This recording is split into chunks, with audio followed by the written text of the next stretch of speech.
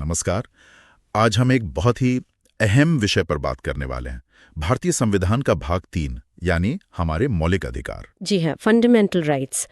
ये वो अधिकार हैं जो संविधान हमें देता है। हमारे पास कुछ नोट्स भी हैं जो श्रोताओं ने साझा किए हैं और आज हम कोशिश करेंगे अनुच्छेद 12 से 35 तक इन अधिकारों को समझने की। ये क्यों जरूरी हैं, इनका हमारी जिंदगी पर क्या असर पड़ता है, इस पर एक गहरी नजर डालेंगे। बिल्कुल। और ये सिर्फ कानून की बातें नहीं है, ये वो आधार है जिस पे हमारा लोकतंत्र, हमारी व्यक्तिगत आजादी और हमारी मानवीय गरिमा सब टिकी हुई है। सही। ये अधिकार हर नागरिक को राज्य के खिलाफ, सरकार और उसकी संस्थाओं के खिलाफ एक तरह की ढाल देते हैं। राज्य का मतलब यहाँ क्या है, ये जानना शायद जरूरी है शुरू में ही। हाँ, बहुत अच्छा सवाल है। अनुच्छेद 12 में राज्य की परिभाषा दी गई है। इसमें भारत सरकार, संसद, राज्यों की सरकारें, विधानमंडल और यहाँ तक कि नगर पालिकाएं, पंचायतें, सरकारी कंपनियां, ये सब शामिल हैं। अच्छा, यानी काफी व्यापक दायरा है, इन सभी के खिलाफ ये अधिकार मिलते हैं। जी। तो ये अधिकार आखिर बनाए क्यों गए थे? इनका मुख्य उद्देश्य क्या था? देखिए, इसके पीछे सोच बहुत गहरी थी। पहला तो हर व्यक्ति की जो निजी स्वतंत्रता है उसको बचाना। दूसरा, समाज में जो भेदभाव था, ऊंच नीच, उसको खत्म करना। ठीक है। तीसरा, लोकतंत्र को मजबूत बनाना। ठीक है। चौथा, सरकार की शक्तियों पर एक सीमा लगाना ताकि वो निरंकुश न हो जाए। और सबसे जरूरी, अगर किसी के अधिकार का हनन हो तो उसे अदालत जाने का रास्ता देना। यानी कि ये सिर्फ कागज पर लिखे नियम नहीं है? नहीं, बिल्कुल नहीं। ये नागरिक को सशक्त बनाने का एक दर्शन है, एक फिलॉसफी है। समझ गया। तो चलिए फिर इन अधिकारों की दुनिया में उतरते हैं। मुख्य रूप से 6 तरह के अधिकार बताए गए संविधान में। हाँ, 6 श्रेणियां हैं। हम एक एक करके इन पे बात कर सकते हैं। हाँ बिल्कुल। कौन कौन से हैं वो 6? पहला है समानता का अधिकार, अनुच्छेद 14 से 18। फिर स्वतंत्रता का अधिकार, अनुच्छेद 19 से 22। और छठा और शायद सबसे महत्वपूर्ण, संवैधानिक उपचार का अधिकार, अनुच्छेद 32। ठीक है, तो शुरुआत करते हैं पहले वाले से। समानता का अधिकार, अनुच्छेद 14 से 18। इसमें जो पहला है, अनुच्छेद 14, कानून के सामने सब बराबर। ये सुनने में तो बहुत सीधा लगता है ना? पर इसके 2 पहलू हैं। पहला, कानून के समक्ष समानता। इसका मतलब है कानून की नजर में कोई बड़ा छोटा नहीं, अमीर गरीब नहीं। अच्छा। और दूसरा हिस्सा है कानून का समान संरक्षण। इसका मतलब है कि एक जैसी परिस्थितियों में जो लोग हैं उन पर एक जैसा कानून लागू होगा, किसी के साथ पक्षपात नहीं होगा। ठीक है। और अनुच्छेद 15 ये तो सीधे सीधे भेदभाव पर चोट करता है। हाँ बिल्कुल। ये कहता है कि राज्य यानी सरकार किसी भी नागरिक से सिर्फ धर्म, नस्ल, जाति, लिंग या जन्म स्थान के आधार पर भेदभाव नहीं करेगा। सिर्फ इन आधारों पर? हाँ, सिर्फ इन आधारों पर। और ये भी कि जो सार्वजनिक जगहें हैं, दुकानें, होटल, कुएं, तालाब, सड़कें, वहां जाने से किसी को इन आधारों पर रोका नहीं जा सकता।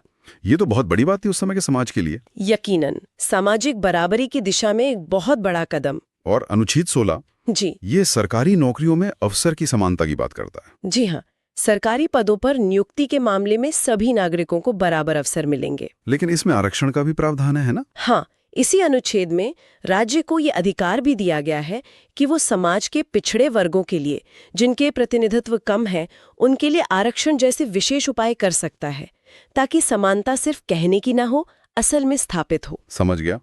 फिर आता है अनुच्छेद 17, अस्पृश्यता का अंत, छुआछूत का खात्मा। ये तो एक तरह से सामाजिक क्रांति का ऐलान है। बिल्कुल।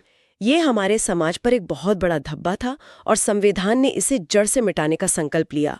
अब छुआछूत को किसी भी रूप में मानना एक दंडनीय अपराध है। ये दिखाता है कि संविधान बनाने वाले सिर्फ राजनीतिक आजादी नहीं बल्कि सामाजिक सुधार भी चाहते थे। निश्चित रूप से वो गहरी सामाजिक बुराइयों को खत्म करना चाहते थे। और इस कड़ी में आखिरी है अनुच्छेद 18, उपाधियों का अंत, जैसे राजा, महाराजा, सर। इनका क्या मकसद था? मकसद वही था, समानता की भावना को और पक्का करना।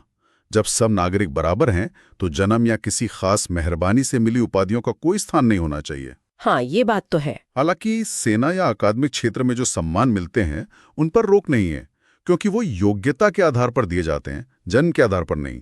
तो कुल मिलाकर ये जो समानता के अधिकार है, अनुच्छेद 14 से 18, ये सिर्फ कागजी बराबरी नहीं बल्कि समाज में वास्तविक बराबरी लाने की एक ठोस कोशिश है। बिल्कुल सही कहा आपने। ये कानूनी और सामाजिक दोनों स्तरों पर समानता की नींव रखते हैं। चलिए अब आगे बढ़ते हैं। दूसरे बड़े अधिकार पर स्वतंत्रता का अधिकार, अनुच्छेद 19 से 22। इसे तो लोकतंत्र की जान कह सकते हैं। हाँ, कह सकते हैं। और अनुच्छेद 19 में तो 6 खास तरह की स्वतंत्रताएं दी गई हैं जो सिर्फ भारतीय नागरिकों के लिए ही है। कौन कौन सी हैं वो 6? पहली, बोलने और अपनी बात रखने की आज़ादी, अभिव्यक्ति की स्वतंत्रता। दूसरी, बिना हथियारों के शांति से जमा होने की आज़ादी। हाँ। तीसरी, संगठन या संघ बनाने की आज़ादी। चौथी, देश में कहीं भी बेरोक टोक आने जाने की आज़ादी।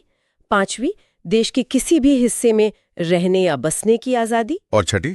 कोई भी पेशा अपनाने या कोई भी व्यापार व्यवसाय करने की आज़ादी। ये 6 स्वतंत्रताएं बहुत बुनियादी हैं। लेकिन ये असीमित तो नहीं होंगी? नहीं, बिल्कुल नहीं। इन पर देश की सुरक्षा, एकता, सार्वजनिक व्यवस्था, नैतिकता या अदालत की अवमानना जैसे कारणों के आधार पर उचित प्रतिबंध लगाए जा सकते हैं। स्वतंत्रता के साथ जिम्मेदारी भी आती है। ठीक है। और अनुच्छेद 20, ये अपराध और सजा से जुड़ा है शायद? हाँ, ये बहुत महत्वपूर्ण सुरक्षा देता है। इसमें 3 मुख्य बातें हैं। पहली, किसी व्यक्ति को उसी कानून के तहत सजा मिलेगी जो अपराध करते समय लागू था, बाद में बने ज्यादा सख्त कानून के तहत नहीं। अच्छा। दूसरी, एक ही अपराध के लिए किसी को 2 बार सजा नहीं दी जा सकती। और तीसरी, किसी भी व्यक्ति को अपने ही खिलाफ गवाही देने के लिए मजबूर नहीं किया जा सकता। ये तो बहुत जरूरी बचाव हैं। जी, ये राज्य की शक्ति को सीमित करते हैं ताकि किसी निर्दोष को फंसाया ना जा सके। अब आते हैं अनुच्छेद 21 पर, जीवन और व्यक्तिगत स्वतंत्रता का अधिकार। ये तो बहुत ही व्यापक लगता है ही।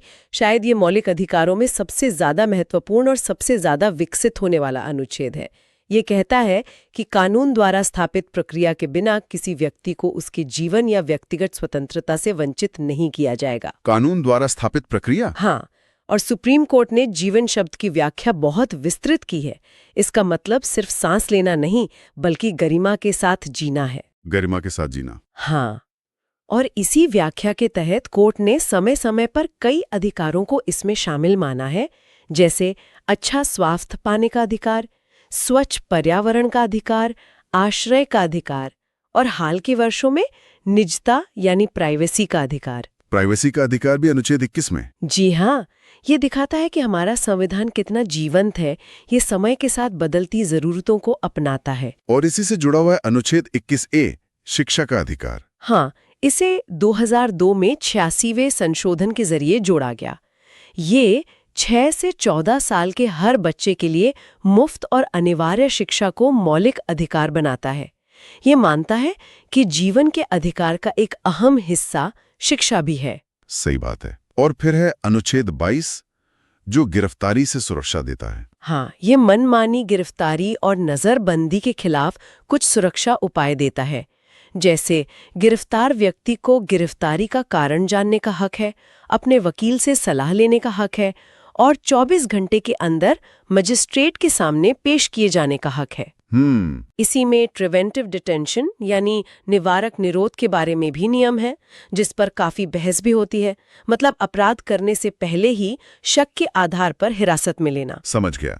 चलिए अब तीसरे अधिकार समूह पर आते हैं, शोषण के विरुद्ध अधिकार, अनुच्छेद 23 और 24। ये तो सीधे सीधे सामाजिक न्याय की बात करते हैं। बिल्कुल, समाज की कुछ बहुत कड़वी सच्चाइयों से ये अनुच्छेद निपटते हैं। अनुच्छेद 23 जो है वो इंसानों की खरीद फरोख्त यानी ह्यूमन ट्रैफिकिंग और बेगार मतलब बिना पैसे दिए जबरदस्ती काम करवाने और इसी तरह की बंधुआ मजदूरी पर पूरी तरह रोक लगाता है। और इसका उल्लंघन अपराध है। जी हाँ, ये एक दंडनीय अपराध है। और अनुच्छेद 24? ये बच्चों से जुड़ा है। हाँ, ये बहुत स्पष्ट रूप से कहता है कि 14 साल से कम उम्र के किसी भी बच्चे को किसी फैक्ट्री, कारखाना या किसी दूसरे खतरनाक काम में नहीं लगाया जाएगा। तो ये दोनों अनुच्छेद 23 और 24 समाज के सबसे कमजोर वर्गों की रक्षा के लिए हैं? हाँ, खासकर महिलाओं, बच्चों और गरीबों को शोषण से बचाने के लिए। ये मानवीय गरिमा और सामाजिक न्याय की दिशा में बहुत महत्वपूर्ण कदम है। आगे बढ़ते हैं चौथे अधिकार पर, धर्म की स्वतंत्रता का अधिकार, अनुच्छेद 25 से 28। भारत जैसे विविधता वाले देश के लिए ये कितना जरूरी है? बहुत ज्यादा। अनुच्छेद 25 हर व्यक्ति को अपने अंतःकरण की स्वतंत्रता देता है। मतलब वो किसी भी धर्म को मान सकता है, उस पर आचरण कर सकता है और शांतिपूर्वक उसका प्रचार भी कर सकता है। लेकिन इस पर भी कुछ सीमाएं होंगी। हाँ, ये स्वतंत्रता भी सार्वजनिक व्यवस्था, नैतिकता और स्वास्थ्य के अधीन है। मतलब धर्म के नाम पर ऐसी कोई चीज नहीं की जा सकती जिससे समाज में गड़बड़ी फैले या दूसरों को नुकसान हो। ठीक है। और अनुच्छेद 26? अनुच्छेद 26 धार्मिक संप्रदायों को अपने धार्मिक मामलों का प्रबंधन करने, अपनी संस्थाएं बनाने और चलाने और संपत्ति रखने का अधिकार देता है। और 27? वो टैक्स से जुड़ा है। हाँ, अनुच्छेद 27 कहता है कि किसी भी व्यक्ति को ऐसा कोई टैक्स देने के लिए मजबूर नहीं किया जाएगा जिसका पैसा किसी खास धर्म को बढ़ावा देने पर खर्च होना हो। यानी सरकार टैक्स के पैसे से किसी एक धर्म का प्रचार नहीं कर सकती। बिल्कुल। और अनुच्छेद 28 सरकारी शिक्षण संस्थानों में धार्मिक शिक्षा से संबंधित है। ये कहता है कि जो संस्थान पूरी तरह से राज्य के पैसे से चलते हैं उनमें कोई धार्मिक शिक्षा नहीं दी जाएगी। तो ये चारों अनुच्छेद मिलकर भारत की धर्मनिरपेक्षता को दर्शाते हैं। हाँ, भारत की धर्मनिरपेक्षता का यही खास मॉडल है। राज्य का अपना कोई धर्म नहीं है, वो सभी धर्मों का बराबर सम्मान करता है और किसी के साथ धर्म के आधार पर भेदभाव नहीं करता। समझ गया। अब 5वां अधिकार, सांस्कृतिक और शैक्षणिक अधिकार। अनुच्छेद 29 और 30 ये अल्पसंख्यकों के लिए खास तौर पर महत्वपूर्ण लगते हैं। जी हाँ, ये भारत की विविधता को सहेजने में मदद करते हैं। अनुच्छेद 29 कहता है कि भारत के नागरिकों के किसी भी वर्ग को जिनकी अपनी विशेष भाषा, लिपि या संस्कृति है उसे बनाए रखने का अधिकार होगा। किसी भी वर्ग को, सिर्फ अल्पसंख्यकों को नहीं। नहीं, ये किसी भी वर्ग की बात करता है। हालांकि इसका फायदा अक्सर अल्पसंख्यकों को ज्यादा मिलता है और इसी में ये भी है कि राज्य द्वारा चलाए जा रहे या सहायता पाने वाले किसी भी शिक्षण संस्थान में किसी भी नागरिक को केवल धर्म, जाति, भाषा आदि के आधार पर प्रवेश से वंचित नहीं किया जाएगा। और अनुच्छेद 30 वो सीधे अल्पसंख्यकों की बात करता है। हाँ, अनुच्छेद 30 कहता है कि सभी अल्पसंख्यकों को, चाहे वो धर्म पर आधारित हो या भाषा पर, अपनी रुचि के शिक्षण संस्थान स्थापित करने और उनका प्रशासन करने का अधिकार होगा। और सरकार मदद देने में भेदभाव नहीं करेगी। सही कहा। सरकार आर्थिक सहायता देते समय इस आधार पर भेदभाव नहीं करेगी कि वह संस्था किसी अल्पसंख्यक वर्ग द्वारा प्रबंधित है। ये अधिकार अल्पसंख्यकों को अपनी पहचान और संस्कृति की रक्षा करने का विश्वास दिलाते हैं। चलिए अब आते हैं छठे और आखिरी मौलिक अधिकार पर, जिसे डॉक्टर अंबेडकर ने संविधान का हृदय और आत्मा कहा था। अनुच्छेद 32 संवैधानिक उपचार का अधिकार। इसे इतना महत्वपूर्ण क्यों माना गया? आप सोचिए, अगर आपको बहुत सारे अधिकार दे दिए जाएं, लेकिन अगर उन अधिकारों का उल्लंघन हो तो आप कुछ कर ना सकें, तो उन अधिकारों का क्या मतलब रह जाएगा? हाँ, वो तो बस कागज पर रह जाएंगे। बिल्कुल। अनुच्छेद 32 यही सुनिश्चित करता है कि ऐसा ना हो। ये हर नागरिक को ये अधिकार देता है कि अगर उसके किसी भी मौलिक अधिकार का हनन होता है तो वो सीधे सुप्रीम कोर्ट जा सकता है। सीधे सुप्रीम कोर्ट, हाई कोर्ट नहीं? हाई कोर्ट भी जा सकते हैं, अनुच्छेद 226 के तहत। लेकिन अनुच्छेद 32 खास तौर पर सुप्रीम कोर्ट जाने का मौलिक अधिकार देता है, इसीलिए इसे इतना खास माना जाता है। ये खुद में एक मौलिक अधिकार है जो दूसरे मौलिक अधिकारों की रक्षा करता है। तो ये काम कैसे करता है? कोर्ट क्या करता है इन मामलों में? कोर्ट इन अधिकारों को लागू करवाने के लिए विशेष आदेश जारी करता है, जिन्हें रिट कहते हैं। 5 तरह की मुख्य रिट्स हैं। अच्छा, कौन कौन सी? पहली है हैबियस कॉर्पस, जिसका मतलब है शरीर को प्रस्तुत करो। अगर किसी को गैर कानूनी तरीके से हिरासत में रखा गया है तो कोर्ट ये आदेश जारी करके उसे अपने सामने पेश करने को कह सकता है। ये तो व्यक्तिगत आजादी के लिए बहुत जरूरी है। बहुत ज्यादा। दूसरी है मैंडेमस, यानी हम आदेश देते हैं। अगर कोई सरकारी अधिकारी या संस्था अपना कानूनी कर्तव्य नहीं निभा रही है तो कोर्ट उसे वो काम करने का आदेश दे सकती है। ठीक है। तीसरी है प्रोहिबिशन, मतलब रोकना। अगर कोई निचली अदालत अपने अधिकार क्षेत्र से बाहर जाकर कोई केस सुन रही है तो ऊपरी अदालत उसे ऐसा करने से रोक सकती है। चौथी है सर्टियोरारी। अगर निचली अदालत ने कोई फैसला गलत तरीके से या अधिकार क्षेत्र के बिना दिया है तो ऊपरी अदालत उस फैसले को रद्द करके मामले को अपने पास मंगा सकती है या दोबारा सुनवाई के लिए कह सकती है। और पांचवी है क्वो वारंटो, यानी किस अधिकार से। अगर कोई व्यक्ति किसी ऐसे सार्वजनिक पद पर है जिस पर रहने का उसका कानूनी अधिकार नहीं है, तो कोर्ट उससे पूछ सकता है कि वो किस हक से उस पद पर है और उसे हटा भी सकता है। वाह, ये 5 रिट्स तो सचमुच इन मौलिक अधिकारों को ताकत देती हैं। बिल्कुल। इसीलिए डॉक्टर अंबेडकर ने अनुच्छेद 32 को संविधान की आत्मा कहा था। ये सुनिश्चित करता है कि अधिकार सिर्फ घोषणाएं न रहें बल्कि हकीकत बने। तो अगर हम इन सभी मौलिक अधिकारों की कुछ मुख्य विशेषताओं को संक्षेप में देखें तो वो क्या होंगी? कुछ बातें खास हैं। पहली, ये संविधान द्वारा गारंटीड है और अदालतों द्वारा सुरक्षित हैं। जी। दूसरी, ये राज्य की शक्ति पर सीमाएं लगाते हैं। तीसरी, जैसा हमने पहले बात की, कुछ अधिकार सिर्फ नागरिकों को मिलते हैं, जैसे अनुच्छेद 19, जबकि कुछ अधिकार भारत में रहने वाले सभी व्यक्तियों को मिलते हैं, चाहे वो नागरिक हों या विदेशी, जैसे अनुच्छेद 14 या 21। अच्छा, ये अंतर महत्वपूर्ण है। हाँ। चौथी बात, ये अधिकार असीमित नहीं है, इन पर उचित प्रतिबंध लगाए जा सकते हैं। और पांचवी, संसद इनमें संशोधन कर सकती है, लेकिन संविधान के मूल ढांचे को बदले बिना।